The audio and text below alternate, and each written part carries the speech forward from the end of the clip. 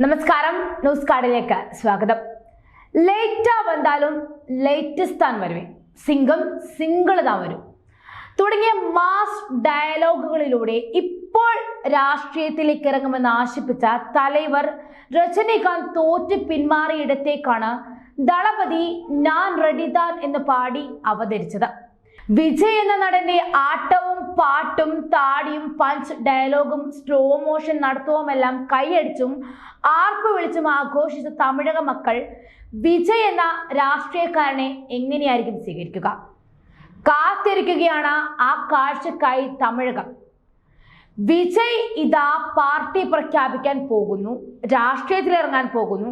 ഇങ്ങനെയുള്ള നിറം പിടിച്ച ബ്രേക്കിംഗ് ന്യൂസുകൾ ഏറെ നാളായി തമിഴ്നാടിന്റെ വിവിധ ഭാഗങ്ങളിൽ നിന്നും ഉയരുന്നുണ്ട്.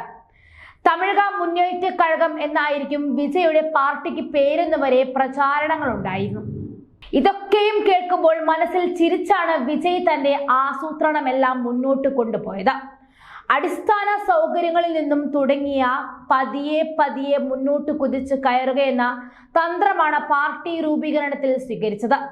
തന്റെ സ്വീകാര്യത എത്രയെന്ന്, നാടിന്റെ അടിസ്ഥാന പ്രശ്നങ്ങൾ ഇനിയും പരിഹരിക്കാത്തവ ഏതൊക്കെ, പാർട്ടി രൂപീകരിച്ചാൽ പ്രശ്നങ്ങൾ പരിഹരിക്കാൻ കഴിയുമോ, അങ്ങനെ വിവിധ തലങ്ങൾ കീഴ്ത്തട്ടിൽ നിന്നും മുതൽ ശേഖരിച്ചുണ്ടാക്കിയ ഡേറ്റ വിജയ് ഫലപ്രദമായി ഉപയോഗിച്ചിട്ടുണ്ട്.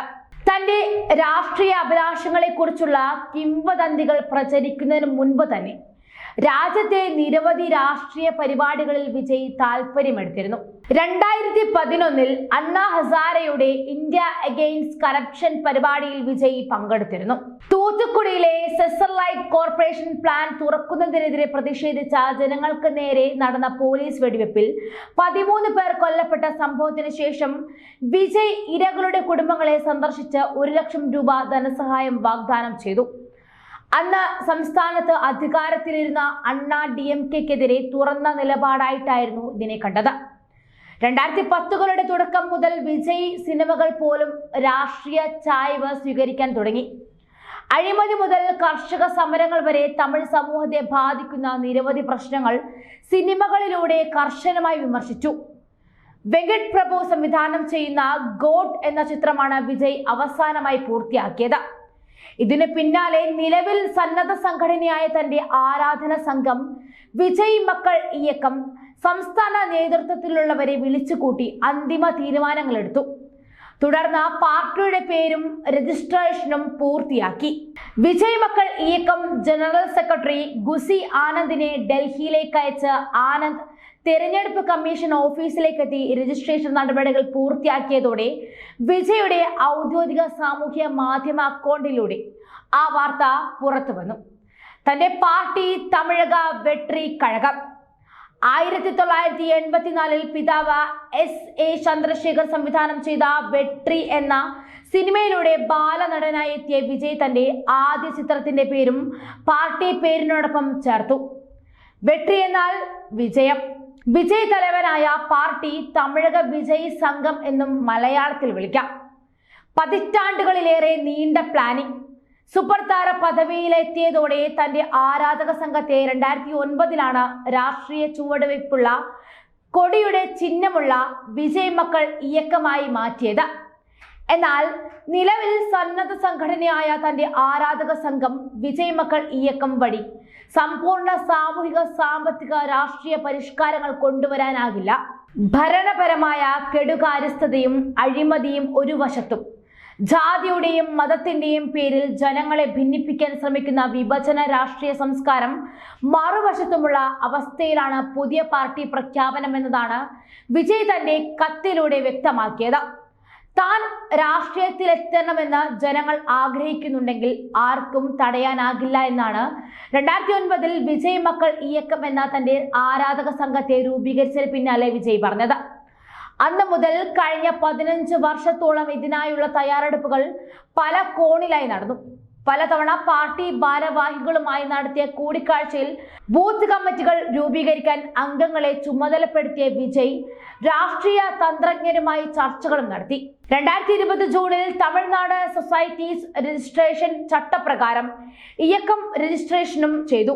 എന്നാൽ പിന്നാലെ പിതാവും സംവിധായകനുമായ SI ചന്ദ്രശേഖരുമായി തർക്കമുണ്ടായതും സംഘടന പിരിച്ചുവിട്ടതും വൻ വാർത്തയായി. ഇതിനിടെ പിതാവിനും മാതാവിനുമെതിരെ വിജയ് കേസ് കൊടുത്തെന്നും വീട്ടിൽ നിന്നും ഇറങ്ങിപ്പോയെന്നുമൊക്കെ പ്രചാരണം നടന്നു.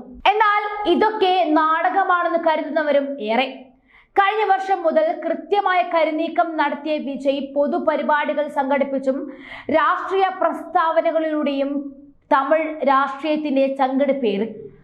വിദ്യാർത്ഥികളെയും യുവജനങ്ങളെയും ലക്ഷ്യമാക്കിയാണ് പരിപാടികളേറെയും സംഘടിപ്പിച്ചത്. ഓരോ വേദിയിലും നിലവിലുള്ള പാർട്ടികളോടുള്ള തന്റെ അതൃപ്തി വളരെ വ്യക്തമായി പറഞ്ഞു. ആരാധകർ വിളിക്കുന്ന ദളപതി എന്ന തന്റെ വിശേഷണത്തെയും രാഷ്ട്രീയമായി അദ്ദേഹം ഉയർത്തിക്കാട്ടി. ജനങ്ങൾ രാജാക്കന്മാരാണെന്നും അവരുടെ ആഗ്രഹം നിറവേറ്റേണ്ടത് സേനാ നായകന്റെ ചുമതലയാണെന്നും വിജയ് ഈയിടെ പുറത്തിറങ്ങിയ ലിയോ എന്ന ചിത്രത്തിന്റെ വിജയാഘോഷ പരിപാടിയിൽ പറഞ്ഞിരുന്നു. നിലവിലെ ഒരു പാർട്ടിയോടും അടുക്കാതെ മുന്നോട്ട് പോകണം എന്നാണ് തൽക്കാലം വിജയുടെ നീക്കം. തദ്ദേശ തിരഞ്ഞെടുപ്പിലെ സീറ്റുകളിൽ വിജയിച്ചത് കൊണ്ട് മാത്രം തമിഴ്നാട് പിടിച്ചെടുക്കാനാകില്ലെന്ന വ്യക്തമായ ധാരണ അദ്ദേഹത്തിനുണ്ട്. അതുകൊണ്ട് തന്നെ വരുന്ന നിയമസഭാ തിരഞ്ഞെടുപ്പിന് മുൻപ് സംസ്ഥാനം പര്യടനം നടത്തി തന്റെ ശക്തി തെളിയിക്കുകയാണ് ലക്ഷ്യം. പരമാവധി യുവജനങ്ങളെ കൂടി നിർത്താൻ ശക്തമായി ശ്രമിക്കും എന്നുറപ്പ്. പിന്തുണ തെളിയിച്ച പ്രമുഖ പാർട്ടികളെ തന്റെ മുന്നിലെത്തിക്കാനുള്ള സിനിമാ സ്റ്റൈൽ നായക നീക്കമാണിതെന്ന് കരുതിയാലും തെറ്റില്ല.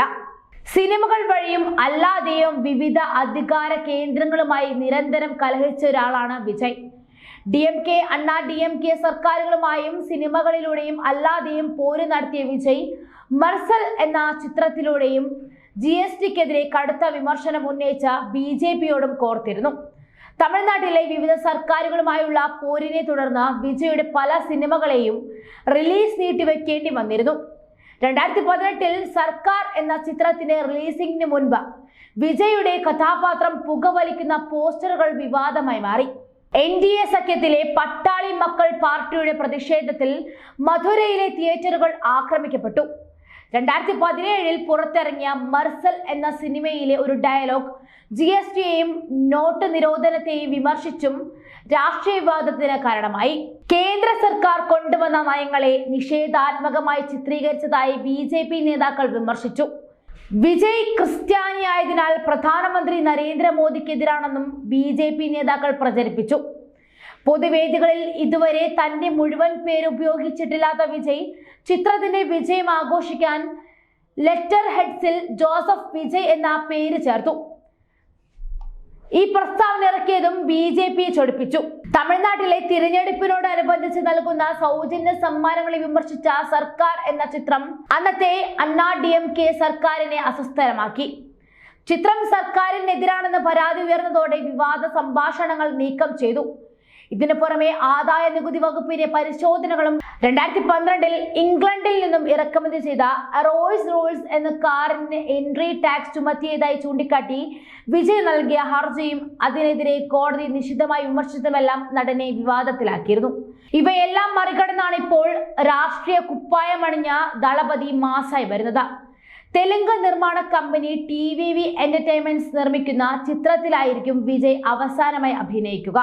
അതായത് തന്റെ 69ാം ചിത്രത്തോടെ താൻ സിനിമ വിടുമെന്നാണ് ഇപ്പോഴുള്ള വിജയുടെ തീരുമാനം. എന്നാൽ സിനിമയിൽ അഭിനയിച്ചുകൊണ്ട് തന്നെ രാഷ്ട്രീയ പ്രവർത്തനം നടത്തണമെന്ന് അണികളിൽ പലരും വിജയോട് ആവശ്യപ്പെടുന്നു എന്നാണ് പുറത്തുവരുന്ന വിവരം. പക്ഷെ അതിനുള്ള മറുപടി അദ്ദേഹം പാർട്ടി പ്രഖ്യാപിച്ചുകൊണ്ട് പുറത്തുവിട്ട കത്തിൽ തന്നെ ചേർത്തിട്ടുമുണ്ട്. അതിങ്ങനെയാണ്: എന്നെ സംബന്ധിച്ചിടത്തോളം രാഷ്ട്രീയം മറ്റൊരു തൊഴിലല്ല, അത് ഒരു പവിത്രമായ പ്രവർത്തനമാണ്. രാഷ്ട്രീയത്തിന്റെ ഔചിത്യം മാത്രമല്ല, അതിന്റെ നീളവും പരപ്പും അറിയുവാൻ ഞാൻ പണ്ടേ പഠിച്ച മാനസികമായി സ്വയം തയ്യാറെടുക്കുകയാണ്.